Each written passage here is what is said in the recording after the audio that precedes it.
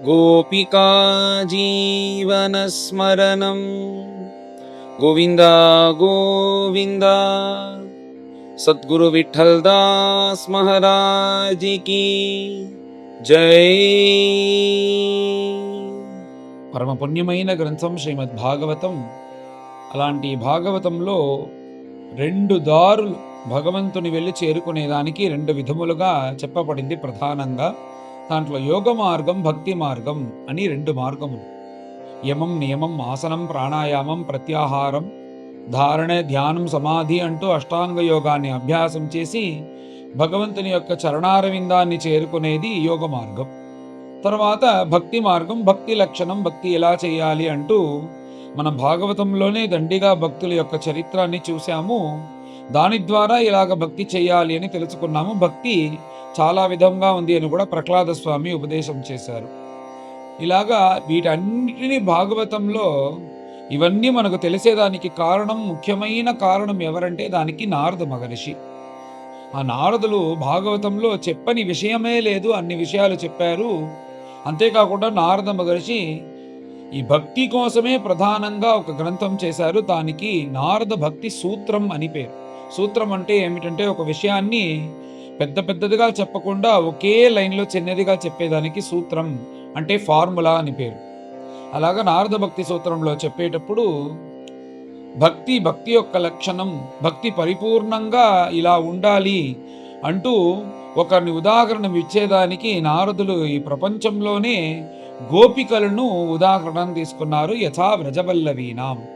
అలాగా గోపికలు అంత గొప్ప భక్తురాలు, కృష్ణుడి కోసం సర్వస్వం త్యాగం చేసి కృష్ణమయంగా తన మనసుని పెట్టుకున్న వాళ్ళు గోపికలు అంటూ ఆ గోపికలకు ఆ స్థానాన్ని ఇచ్చారు నారదులు.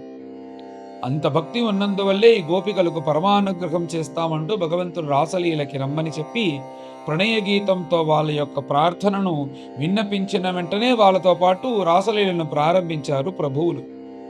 తర్వాత ఈ రాసం చేసేటప్పుడు వాళ్ళకి ఈ సాత్వికమైన అహంభావం అనేది ఉన్నందువల్ల ఆ అహంభావాన్ని కూడా వీళ్ళకు లేకుండా చేయాలి, వీళ్ళకి గుణపాఠం నేర్పించాలి అంటూ భగవంతుడు అక్కడ మాయమయ్యారు.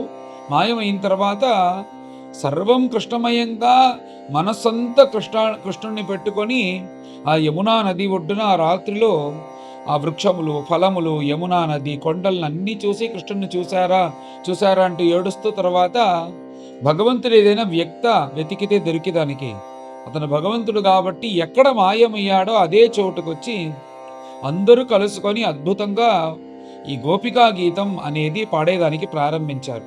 మన ఈ దశమ స్కందంలో 5 గీతములు చాలా ముఖ్యమైనది. వేణుగీతం, ప్రణయ గీతం, ఇది 3వదైన గోపికా గీతం. ఈ గోపికా గీతం ఇంకా కూడా ముఖ్యమైనది.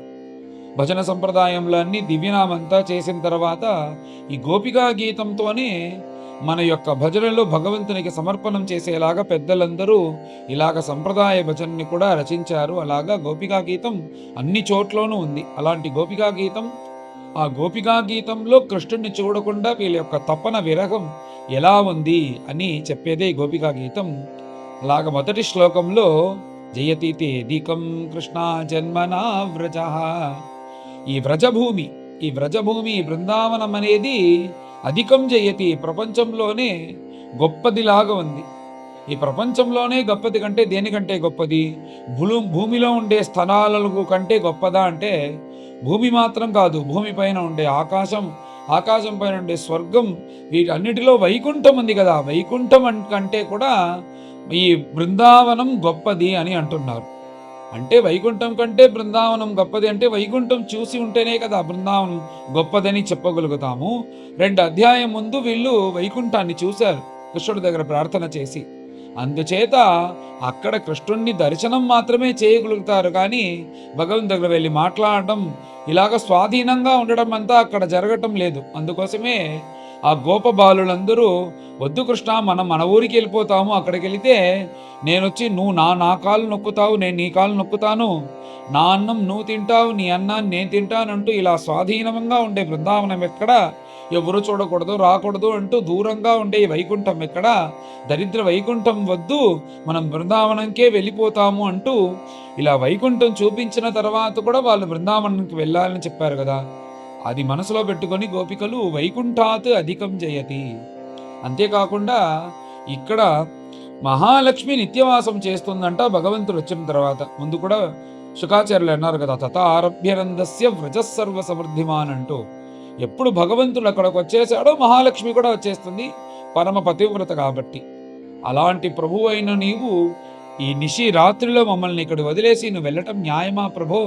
వచ్చి మాకు దర్శనాన్ని ఇచ్చి మమ్మల్ని కాపాడు, లేకపోతే మా ప్రాణంలే పోయేటట్టు ఉంది అంటూ ఇలాగ ఒక్కొక్క శ్లోకంలో ప్రార్థన చేసుకుంటూ వస్తున్నారు గోపికలు. ఇది మొదటి శ్లోకం.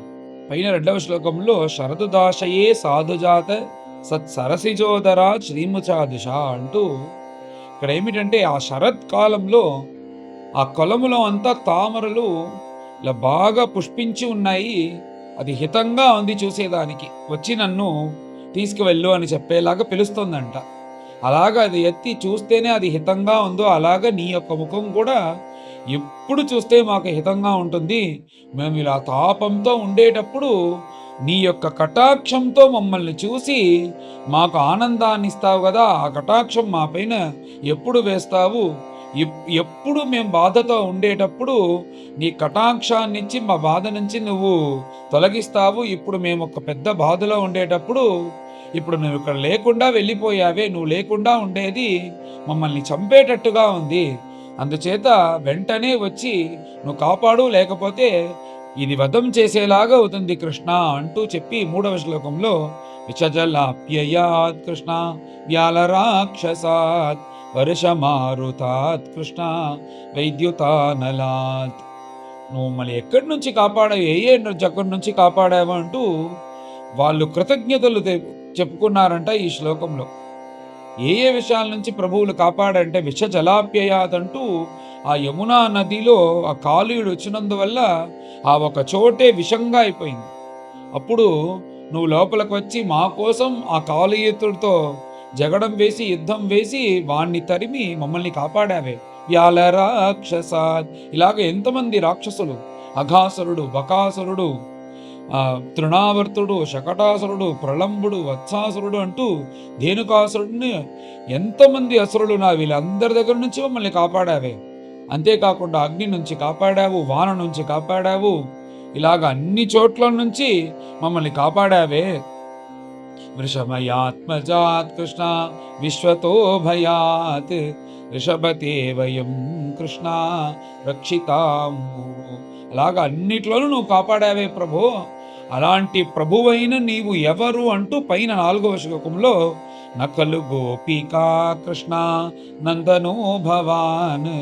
ఏదో 2 చేతులు 2 కాళ్ళు కృష్ణుడు సాధారణ మనిషి అంటూ నేను మీ దగ్గర రాలేదు. నకలు గోపికానందన, నువ్వేదో యశోద యొక్క కొడుకు కావు, నువ్వు అఖిలేనేహినాం అంతరాత్మదృక్. అన్ని ప్రపంచంలో ఉండే అన్ని జీవరాశులకు, చావరం జంగంగా ఉండే అన్ని జీవరాశులకు నువ్వే అంతర్యామిగా ఉన్నావు ప్రభో. అలాంటి అంతర్యామిని నువ్వు తెలుసుకొని నీ దగ్గర మేము వచ్చినాము. అలాంటి అంతర్యామి నువ్వు ఇక్కడ పుట్టినావంటే విఖన సార్థితో కృష్ణ విశ్వగుప్తయే సఖవు దేవాన్ కృష్ణ సత్వతాం కులే. విఖనసుడు అంటే బ్రహ్మదేవుడు భూభార నివృత్తి కోసం ప్రార్థన చేసిన వెంటనే నువ్వు అవతారం చేశావు కదా. నువ్వు అవతారం చేసి ఎక్కడెక్కడో పుట్టాలి కదా. ఏదో క్షత్రియ వంశంలో పుట్టిండొచ్చు, బ్రాహ్మణ వంశంలో పుట్టిండొచ్చు. అదంతా కాకుండా ఇక్కడ ఏమీ తెలియకుండా అమాయకుల్లాగా అడవిలో జీవించే జీవుల్లాగా ఉంటే మా మధ్యలో పుట్టి మమ్మల్ని ఉద్ధారణ చేసేదానికి, మాకు ఇలా భక్తి ఇచ్చేదానికి వచ్చినావే ప్రభో. అలాంటి ప్రభు అయిన నీకు ఏమి కృతజ్ఞతలు చెప్పగలము? ఇలా రాత్రిలో మేము తపిస్తున్నాము, నువ్వు మాకు దర్శనాన్నిచ్చి మాకు ఆనందాన్ని ఇవ్వు అని ప్రార్థిస్తూ వస్తున్నారు గోపికలు ఈ గోపికా గీతంలో. పైన 5వ శ్లోకంలో విరచిత భయం కృష్ణ వృష్టిధుర్యతే. ఇప్పుడు భగవంతుని యొక్క కరములను వర్ణించారంట గోపికలు. ఆ కరములతో నువ్వు ఏమేమి చేశావు, నీ యొక్క చేతులు చూస్తేనే అది ఒక తామర పూలాగా ఉంటుంది. విరచిత భయం, ఈ ప్రపంచంలో ఎవరైనా సరే ఒక భయం ఉంది అని అక్కడక్కడ వెళ్లకుండా భగవంతుని దగ్గర వచ్చి ప్రభో ఈ భయం నుంచి కాపాడు అంటే అభయం అంటూ ఇలా 2 చేతులు చూపిస్తాడంట ప్రభువులు. అభయహస్తం కదా, తిరుపతిలో కూడా మనం వెళ్ళి చూసిరామంటే ప్రభువులు అభయహస్తంతోనే కదా ఉంటారు. అలాగా ఎవ్వరు ఎక్కడ కష్టపడినా గానీ అభయమిస్తావు గదండి 2 చేతులతో. ఆ చేతులు తామర పూలాగా ఉంటుంది. ఆ చేతులు ఎంత మాత్రమా అంటూ మహాలక్ష్మిని వివాహం చేసుకునేటప్పుడు ఆ చేతులతో పాణిగ్రహణం చేసి కదా నువ్వు వివాహం చేసుకున్నావు. అలాంటి గొప్ప చేతులు, ఉత్తమమైన, ఉన్నతమైన చేతులతో మా తలపైన పెట్టి, మా తలలో, మా బుద్ధిలో ఉండే ఈ అహంకార మమకారాలన్నీ అన్నిటినీ పోగొట్టి మాకు వివేకాన్నిచ్చి జ్ఞానమును ప్రసాదించు. నీ యొక్క కరములను మా తలపైన పెట్టి అంటూ హస్తమస్తక దీక్షలాగా వీళ్ళు ఈ శ్లోకంలో ప్రార్థన చేశారు గోపికలు. తర్వాత 6వ శ్లోకంలో వ్రజజనార్తిహన్ కృష్ణ వీరయోషితాం నిజజనస్మయ కృష్ణ ధ్వంసనస్మిత. మేము ఇలా తాపంతో ఉండేటప్పుడు నీ ముఖాన్ని చూస్తే చాలు మాకు అన్ని తాపములు పోతాయి. అలాంటి నీ యొక్క సుందర ముఖాన్ని మాకెప్పుడు చూపిస్తావు? వ్రజజన ఆర్తిహన్ని. బృందావనంలో ఉండే అందరి యొక్క మనస్సులో ఆర్తి అని పేరు. కష్టం అనేది ఒకటి, ఆర్తి అనేది ఒకటి. ఆర్తి అంటే ఏమిటంటే తన యొక్క కష్టాన్ని ఎవ్వరి దగ్గర చెప్పుకోలేనిది ఆర్తి అని పేరు.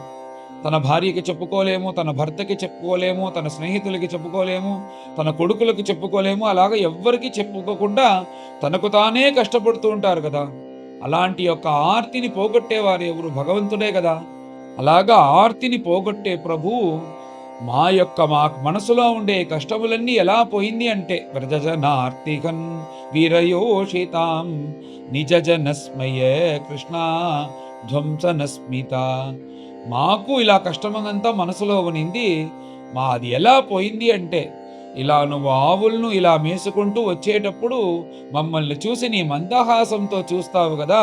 అలా చూసిన తర్వాత ఈ ఆర్తి మేము దేని గురించి కష్టపడ్డాము, ఇలా ఒకటి కష్టపడ్డామా అని తెలియకుండా చేసింది నీ యొక్క ముఖారవిందంలో ఉండే మందహాసము. ఆ ముఖారవిందంలో ఉండే మందహాసాన్ని చూపించి ఇప్పుడు మేము మళ్ళీ కష్టపడుతున్నాము కదా, ఈ కష్టాన్నించి మమ్మల్ని బయటకు తీసుకురా అనేలాగా ఈ శ్లోకంలో ప్రార్థించారు. తరువాత 7వ శ్లోకంలో ప్రణతదీహినాం కృష్ణ పాపకర్షణం తృణచరానుగం కృష్ణ శ్రీనికేతనం. ఎవరైతే నిన్నొచ్చి ఆశ్రయిస్తారో వాళ్ళ యొక్క పాపములను నిర్మూలంగా నువ్వు నశింపచేస్తావే. నశింపచేసే చరణారవిందం నీది. అలాంటి చరణారవిందం మా బృందావనంలో మాకు కలిగిన భాగ్యం. నువ్వు ఎక్కడో పుట్టకుండా ఇక్కడ పుట్టి ఆవులను ఇలా మేసుకుంటూ ఒక్క చోటు కూడా వదలకుండా ఈ బృందావనంలో సంచారం చేస్తూ ఉన్నావే. అలాంటి నీ యొక్క చరణారవిందం ఇలా ఆవులను మేసుకుంటూ ఉంటే ఏ విషయము తెలియకున్నాడే ఆవులు మేస్తారు అని ప్రపంచంలో ఉంది కదా. అలాగే ఏమీ తెలియని వాడా కృష్ణుడు అంటే శ్రీనికేతనం అంటూ ఏ మహాలక్ష్మిని తన యొక్క స్థనంలో పెట్టుకొని మహాలక్ష్మికి ఆశ్రయంగా ఉన్నాడంట కృష్ణుడు. అలాగా మహాలక్ష్మి యొక్క ఆశ్రయంగా ఉండే కృష్ణుడు మా ఊరిలో ఇలా ఆవులు మేసుకుంటూ నీ యొక్క చరణారవిందాన్ని తీసుకుంటూ ఇలా సంచరిస్తున్నావే. అలాంటి ప్రభువైన నీవు నీ చరణారవిందాన్ని ఒకరోజు ఆ కాళీయుడికి ఇచ్చావు కదా. ఆ కాళీయుడికి ఆ చరణారవిందాన్ని మార్చి మార్చి మార్చి మార్చి పెట్టి అనుగ్రహం చేశావే. ఈ చరణారవింద్ దీక్ష అనేది అందరికీ దక్కదు, కానీ కాళీయుడికి దక్కింది. దానికి కారణం ఏమిటంటే బృందావన వాసం. బృందావనంలో ఉన్నాడు కాబట్టి ఆ భాగ్యం ద్వారా అతనికి చరణారవింద దీక్ష అనేది దక్కింది. అలాంటి పరిశుద్ధమైన చరణారవిందాన్ని మా హృదయంలో పెట్టి మా హృదయంలో ఉండే కామక్రోధ లోభమోగ మదమాత్సములన్నీ తొలగించు అనేలాగా ఈ శ్లోకంలో ప్రార్థించారు గోపికలు. తర్వాత 8వ శ్లోకంలో మధురయా గిరా కృష్ణ వల్గువాక్యయా. మేము ఇలా తాపంతో ఉండేటప్పుడు ఏదైనా మాట్లాడి మా మనస్సుని సరిచేస్తావు కదా. అలా సరిచేసి మా మనసులో ఉండే తాపములన్నీ పోగొడతావు కదా. ఇప్పుడు మేము తపిస్తున్నామే, నీ మాటలు ఎక్కడా, నీ మాటలు వినాలని ఇక్కడ కూర్చొని ఉన్నాము. మాకు మాత్రమా? అది కాకుండా నీతో పాటు వచ్చిన గోపబిడ్డలకి నీ మాటల ద్వారా వాళ్ళకి సంతోషాన్ని ఇస్తావు. తర్వాత అక్కడ ఉండే ఆవులకి ఎక్కడ దూరం వెళ్ళిందంటే కృష్ణుడు ఇలా పిలిచిన వెంటనే ఆ గొంతు విని పరమ ఆనందంతో అన్ని ఆవులు వచ్చి ఇలా కృష్ణుడిని కౌగులించుకుంటుందంట. ఇలాగ అందరికీ పరమానందాన్ని నీ యొక్క వాక్కు మాటలతో ఇచ్చినావే. ఇప్పుడు మేము తపిస్తున్నామే, ఈ సమయంలో కూడా నీ మాటలనిచ్చి మన మనసులో ఉండే తాపములన్నీ పోగొట్టాలి అంటూ ఈ శ్లోకంలో ప్రార్థన చేశారు. పైన 9వ శ్లోకం ముఖ్యమైన శ్లోకం. తవ కథామృతం కృష్ణ తప్త జీవనం కవిభిరీడితం కృష్ణ కల్మషాపకం. తవ కథామృతం, ప్రభో నీ కథామృతం ఎలాగైతే నువ్వు లేకుండా ఉండే మా యొక్క స్థితి, మా శరీరంలో ఉండే ప్రాణాల్ని వదిలేస్తాము అనుకుంటున్నాము, కానీ మేము జీవించి ఉన్నామంటే నీ యొక్క కథామృతాన్ని వింటున్నాము. ఒక్కరొక్కరు మేము మిమ్మల్ని తలుచుకుంటూ ఇలా ఉన్నందువల్లే మా జీవం అనేది ఉంది. ఇలాంటి మీ యొక్క భగవద్గుణం వల్లనే మేము జీవిస్తున్నాము. కవిభిరీడితం. ఈ భగవద్గుణాన్ని ఎవరంటే వ్యాసులు, నారదులు, శుకదేవులు ఇలాంటి మహాత్ములందరూ ఈ భగవద్గుణాన్ని చెప్తున్నారు. దాన్ని విని మేము జీవిస్తున్నాము.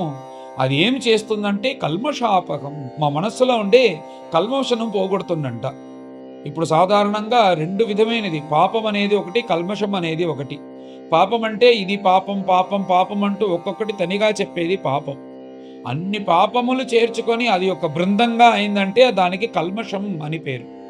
ఇప్పుడు భగవంతుని యొక్క ఈ కథామృతాన్ని కానీ ఎవరైనా విన్నారంటే పాపం పోగొట్టదంట, ఈ పాప బృందమైన కల్మషాన్ని పోగొడుతుందంట. కల్మషాపకం. అలా పోగొట్టి శ్రవణ మంగళం, ఇలా పోగొట్టిన తర్వాత ఎవరైతే వింటారో వాళ్ళకి వెంటనే మంగళం అనేది వచ్చేస్తుందంట. శ్రవణ మంగళం శ్రీమదాతతం. ఇలాగ ఈ భగవద్గుణం అనేది ఎవరికి దక్కుతుంది అంటే ఎవరు భాగ్యం చేస్తారో వాళ్ళకే ఈ భగవద్గుణం అనేది దక్కుతుంది.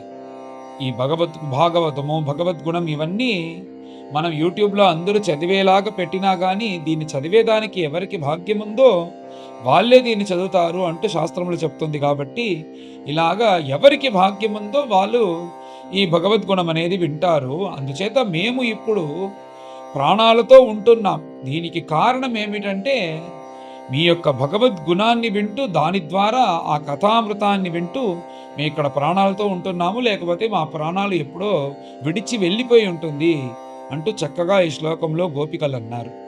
గోపికలు కృష్ణుడి యొక్క ఒక్కొక్క అతని యొక్క యాక్షన్ అవన్నీ తలుచుకొని ఇలా ఆనందంగా అనుభవిస్తున్నారు. ఇప్పుడు భగవంతుని యొక్క మందహాసము, భగవంతుని యొక్క చూపు వీటన్నిటిని వర్ణిస్తున్నారు.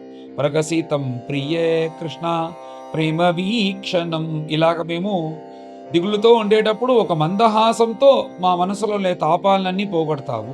ప్రేమ వీక్షణం, ఇలా నీ యొక్క చూపుతో చూసి మమ్మల్ని మా యొక్క తాపములు పోగొడతావు. ప్రగసితం ప్రియే కృష్ణ ప్రేమ వీక్షణం వికరణంచతే కృష్ణ ధ్యాన మంగళం. రగసి సంవిదో కృష్ణ యా హృది స్పృశగా. మేము ఇలా దిగులు పడుతున్నామంటే ఎవ్వరికీ తెలియకుండా వచ్చి చూసి నాతో మాట్లాడాలి, నవ్వించి మా మనసులో ఉండే తాపములన్నీ పోగొడతావే. ఇప్పుడు ఎవరికీ తెలియకుండా మేము ఇక్కడ తప్పిస్తున్నామే, ఇప్పుడు ఎక్కడికి వెళ్ళావు కృష్ణ? అదే మాటలతో అదే చూపుతో వచ్చి మాకు ఆనందాన్ని ఇవ్వు అనేలాగా ఈ శ్లోకంలో ప్రార్థించారు. తరువాత ఈ 11వ శ్లోకంలో చలసి యద్వ్రజాత్ కృష్ణ చారయన్ పశూన్. నువ్వు ఆవులన్నీ మేసుకుంటూ వెళ్ళేటప్పుడు అడవి ఏమి సాధారణంగా ఉంటుందా ఏమి? అక్కడ పైన గడ్డి ఉంటుంది, ఆ గడ్డి పైన ముళ్ళు ఉంటుంది, అక్కడ ఉండే రాళ్ళు, వీటన్నిటిపైన ఇలా నువ్వు ఆవుల కోసం నడుచుకుంటూ వెళ్ళేటప్పుడు నీ కోమలమైన చరణారవిందం అక్కడక్కడ తగిలి రణమైపోతుంది. ఆ రణమయ్యేటప్పుడు అది కూడా చూడకుండా వాళ్ళతో పాటు నువ్వు ఇలా వెళ్తూ ఉంటావు. ఇలా నువ్వు వెళ్ళేటప్పుడు నీకు హితంగా ఉంటుందో లేదో తెలియదు, కానీ ఇలా నీ చరణారవిందాన్ని చూస్తే ఎప్పుడు ధ్యానించే ఆ చరణారవిందాన్ని మా మనసులో ఉంది కాబట్టి మాకు కష్టంగా ఉంటుంది ప్రభో. అలాగ కష్టపడుతూ నువ్వు వెళ్ళొద్దు, ఎక్కడైతే మంచి చోటు ఉందో అక్కడికి వెళ్ళు, లేకపోతే మా మనస్సు నీ చరణారవిందాన్ని చూసి కష్టపడుతోంది, అలాగ నువ్వు కష్టపడి వెళ్ళాల్సిన అవసరం లేదు ప్రభో. అలాంటి దివ్యమైన చరణారవిందాన్ని మాకు దర్శనాన్నిచ్చి మా తాపములను తొలగించు అనేలాగా ప్రార్థించారు.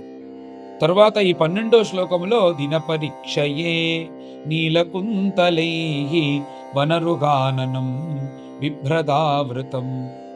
ఇప్పుడు భగవంతుడు ఇలా ఆవుల్ని మేసుకొని వెళ్ళేటప్పుడు తెల్లవారుజామున ఏ క్లాసుగా అలంకారం చేసుకొని బయలుదేరి వెళ్తారో అది ఒక అందం. దాన్ని చూసి సంతోషిస్తారు గోపికలు.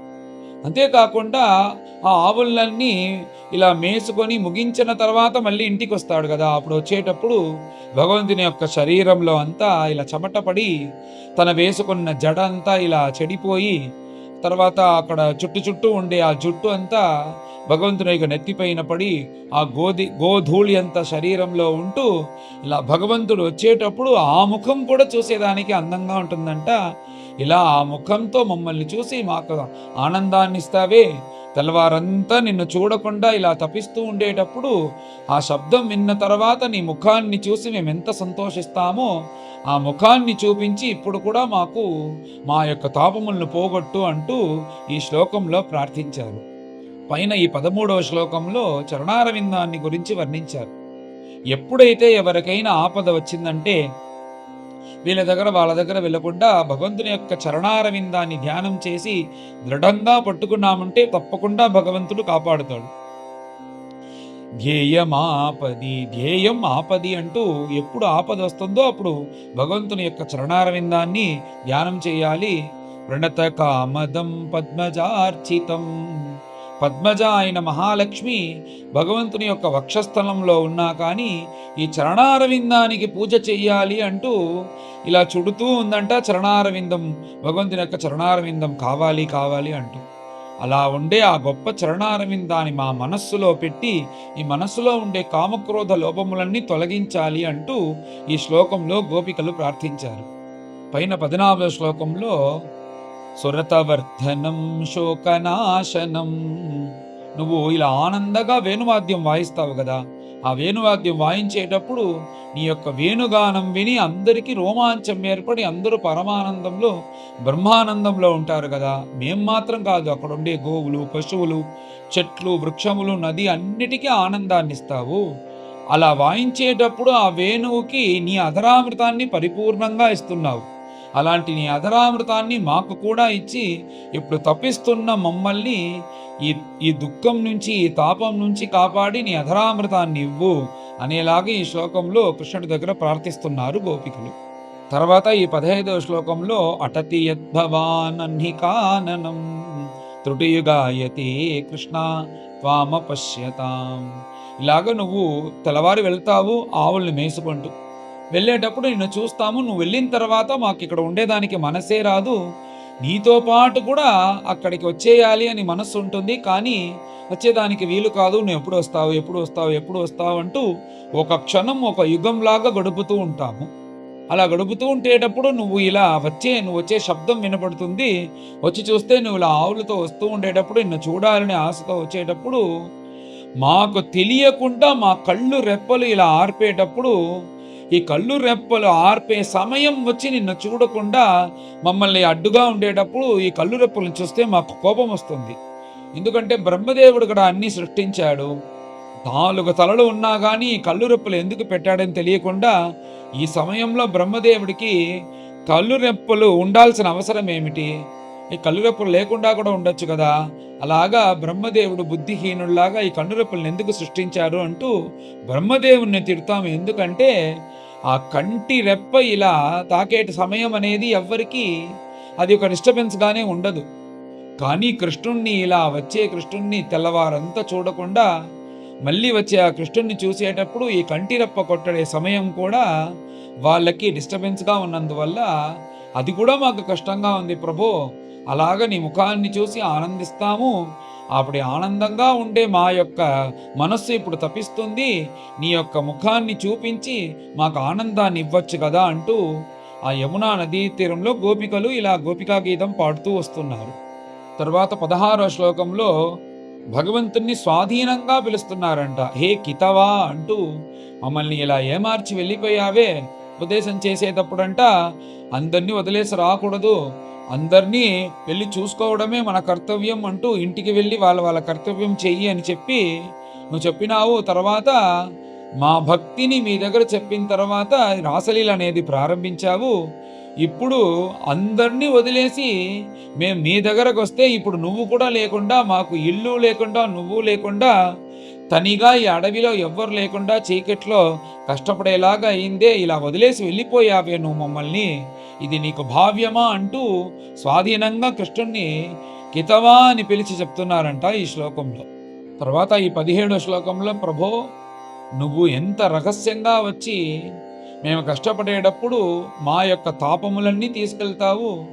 నీ యొక్క ముఖము, నీ యొక్క భుజము, నీ యొక్క వక్షస్థలము, దాంట్లో మహాలక్ష్మి, నీ చరణారవిందం, నీ స్వరూపం, నీ గురించి దేన్ని తలుచుకున్నా కానీ మా మనసులో ఆ తాపం అనేది లేకుండా పోతుంది. అలాగ మమ్మల్ని చూసుకున్నావే, ఇప్పుడు పైన రాసం చేస్తాం, అందరూ ఆనందకరంగా నిన్ను అనుభవిస్తామని వచ్చేటప్పుడు ఇలా మమ్మల్ని వదిలేసి నువ్వు వెళ్ళిపోయినావే, నువ్వు భావ్యమా? అలాంటి నీ యొక్క వక్షస్థలములను, నీ ముఖములను మాకు చూపించి మా హృదయంలో ఉండే అన్ని తాపములు తీర్చాలి అంటూ గోపికలు ప్రార్థించారు. ఇలాగంతా చెప్పి చివరిగా వ్రజవనోకసాం కృష్ణ వ్యక్తిరంగతే వృజినహంత్యలం కృష్ణ విశ్వమంగళం. వ్రజవనౌకసాం అంటూ నువ్వు పుట్టాలంటే ఎక్కడెక్కడొక్కడ వెళ్ళి పుట్టచ్చు కదా. అదంతా వదిలి అడవి జీవుల్లాగా ఉండే మా మధ్యలో పుట్టి మాకు సంతోషాన్నిచ్చి ఇలా మమ్మల్ని బాగా చూసుకొని ఇలా మాకు పరమానందాన్ని ఇచ్చి మమ్మల్ని చూసుకున్నావే, అలాంటి కరుణామూర్తి అయిన నీవు ఇప్పుడు ఈ అడవిలో వదిలేసి వెళ్ళిపోయావే. నీ యొక్క ముఖాన్ని చూడాలి, నీ యొక్క శరీరాన్ని చూడాలి, నిన్ను ఆలింగనం చేసుకోవాలి, నిన్ను పరిపూర్ణంగా అనుభవించాలి అంటూ మా మనస్సు తపిస్తుంది. దీనికి ఏమిటంటే ఒక ఔషధి కావాలి. మేము ఇప్పుడు వ్యాధితో తపిస్తున్నాము, దీనికి ఒక మందు ఔషధి కావాలి. అది ఏమిటంటే నువ్వే ఆ ఔషధి. అలాగా ఆ మందులాగా నువ్వు కానీ ఇప్పుడు వచ్చినావంటే వ్యాధి నుంచి మేము బయటపడతాము. అలాంటి గొప్ప మందు అయినా నిన్ను మాకు మిమ్మల్ని మాకు ప్రసాదించు అని ఇలా ప్రార్థన చేసి తన యొక్క గొప్ప గోపికా గీతాన్ని పూర్తి చేసి, ఎత్తే సుజాత చరణాంబురుహంస్తనేషు, ఇక్కడ తత్సుక సుఖిత్వం అని చెప్పే ఒక గొప్ప భక్తి లక్షణం.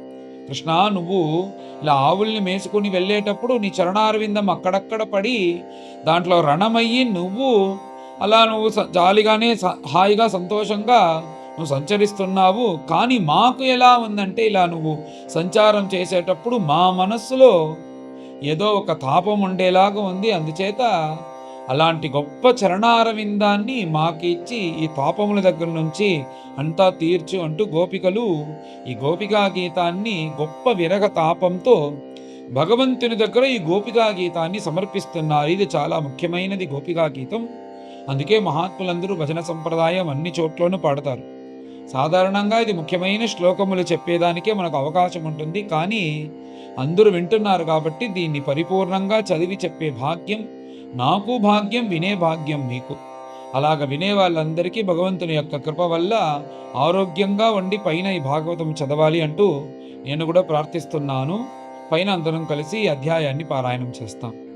అథైకత్రింశోऽధ్యాయః గోప్యమూచుః జయతి తేధికం కృష్ణ జన్మనా వ్రజః శ్రయత ఇందిరా కృష్ణ శశ్వదత్రహి దయితదృశ్యతాం కృష్ణ దిక్షుతావకాః త్వయి ధృతా సవః కృష్ణ త్వం విచిన్వతే శరదుదాశయే కృష్ణ సాధుజాత సత్సరసిజోదర కృష్ణ శ్రీముషాదృశా సురతనాథ తే కృష్ణ అశుల్కదాసికాః వరద నిఘ్నతో కృష్ణ నేహ కిం వధః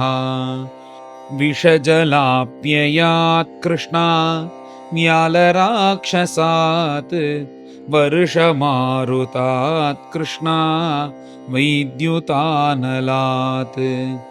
వృషమయాత్మజాత్ కృష్ణ విశ్వతో భయాత్ ऋषभते वयं कृष्ण रक्षितामुः न खलु गोपिका कृष्णानन्दनो भवान् अखिलदेहिनां कृष्णा अन्तरात्मदृक् विखनसार्थितो कृष्णा विश्वगुप्तये सखवु देवान् कृष्णा सत्वतां कुले विरचिताभयं कृष्णा वृष्णिधुर्यते चरणमीयुषां कृष्णा संसृतेर्भयात्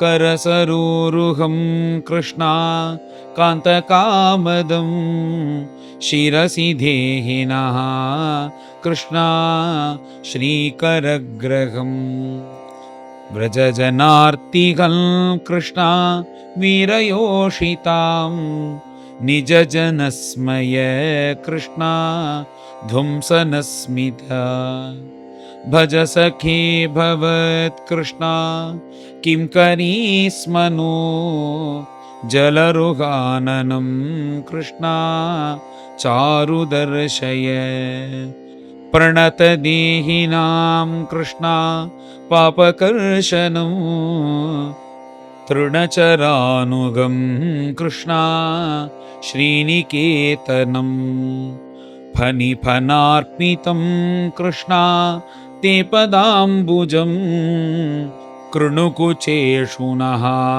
कृष्णा कृन्धिहृच्छयं मधुरया गिरा कृष्णा वल्गुवाक्यया बुधमनोज्ञया कृष्णा पुष्करीक्षणा विधिकरीरिमा कृष्णा वीरमुह्यतीः अधरसीधुना आप्याययस्वनः तव कथामृतं कृष्णा तप्तजीवनम् कविभिरीडितो कृष्णा कल्मषापहम् श्रवणमङ्गलं कृष्णा श्रीमदाततो भुवि गृह्णन्ति ते कृष्णा भूरिदा जनाः प्रहसितं प्रिय कृष्णा प्रेमवीक्षणं विहरणं च ते कृष्णा ध्यानमङ्गलम् रगसि संविदो कृष्णा या हृदि स्पृशः कुहकनो मनः कृष्णा क्षोभयन्ति चलसि यद्व्रजात् कृष्णा चारयन् पशून् नളിनसुन्दरौ कृष्णा नाचते पदम् शिलतृणाङ्कुरैः कृष्णा सीदतीति नः कलिलतां मनः कृष्णा कान्ता गच्छति दिनपरीक्षये कृष्णा नीलकुन्तलैः वनरुहाननं कृष्णा बिभ्रदावृतम् घनरजस्वलं कृष्णा दर्शयन्मुहुः मनसि न स्मरं कृष्णा वीरयच्छसि प्रणतकामदं कृष्णा पद्मजार्चितं धरणिमण्डनं कृष्णा ध्येयमापदि चरणपङ्कजं कृष्णा शन्तमं च ते रमणनस्तनेषु कृष्णा अर्पयाधिः सुरतवर्धनं कृष्णा शोकनाशनं स्वरितवेणुना कृष्णा सुष्ठुचुम्बितम् इतरराग विस्मारणं नृणां वितरवीरनः कृष्णा ते धरामृतम् अटति यद्भवान् कृष्णा अह्निकाननं त्रुटिर्युगायते कृष्णा त्वामपश्यताम् कुटिलकुन्तलं कृष्णा श्रीमुखं च ते जडबुदीक्षतां कृष्णा पक्ष्मकृद्दृशाम् पतिसुतान्वय कृष्णा भ्रातृबान्धवान् अतिविलङ्घ्यते अन्त्यच्युतागताः गतिविदस्तव उद्गीतमोहिताः कितवयोषितः कृष्णा कस्त्यजिन्निशि रहसि संविदं कृष्णा हृच्छयोदयं प्रहसिताननं कृष्णा प्रेमवीक्षणम् बृहदुरश्रियो कृष्णा वीक्ष्य धामते मुहुरतिस्पृहा कृष्णा मुह्यते मनः व्रजवनूकसां कृष्णा व्यक्तिरङ्गते वृजिनहन्त्र्यलं कृष्णा विश्वमङ्गलम् त्यजमनाक्षनः कृष्णा त्वत्स्पृहात्मनां स्वजनहृद्रजां कृष्णा इन्निषूदनम् यत्ते सुजात चरणाम्बुरुहं स्तनेषु भीताशनैः प्रियदधीमहि कर्कशेषु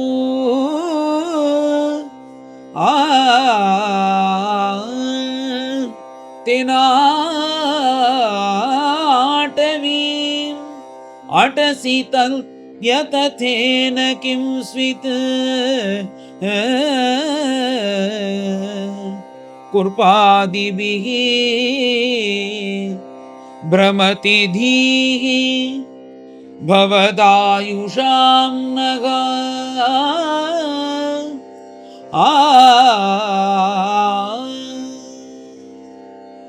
श्रीहरये नमः श्रीहरये नमः। इति श्रीमद्भागवते महापुराणे पारमहंस्यां संहितायां दशमस्कन्धे पूर्वार्धे रासक्रीडायां गोपीगीतं नाम 31